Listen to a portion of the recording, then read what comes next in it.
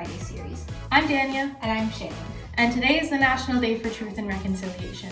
While we take the time to recognize our history and remember why we need reconciliation, we would like to take some time to showcase one of our traditional Indigenous artifacts that we have in our collection. Let's check it out. September 30th, also known as Orange Shirt Day, exists to recognize the residential school experience. On Orange Shirt Day, we wear orange to honor the survivors and victims of residential schools. We commemorate residential school victims on September 30th to recognize their ongoing commitment to reconciliation with Indigenous people. Indigenous history is rich with agriculture.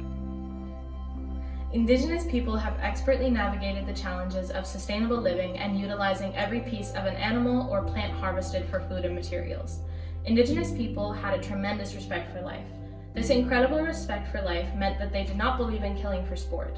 When hunting or harvesting, they took great care to use as many parts as possible, believing that the best way to respect life was to make sure that taking a life was not done without purpose. Because Indigenous people believe in respecting life and utilizing as much as they could, prior to colonization, many old tools were made from rock, hide, and bone. While some Indigenous groups choose to acquire metal for tools independently, when Europeans began to seek Indigenous lands and goods, many Indigenous groups began to trade furs for metal tools instead. Today's artifact is a blade made from a bone that was believed to have been used as a hoe. The bone is believed to be the shoulder bone of a deer. One end of the bone is narrow and nobular with an indentation in the end. From this end, bone flares out and flattens, with a tall, narrow ridge towards the center. The ridge curves up to a rounded peak at the center, then back down in a series of scallops. One end of the flared part has a smooth, flat vertical surface. Other edges of the tool are irregular, flat, and thin, with a porous core visible. On one side of the ridge, there is a large gap where part of the bone was broken off on a jagged edge. On the other side, there is a small enclosed hole.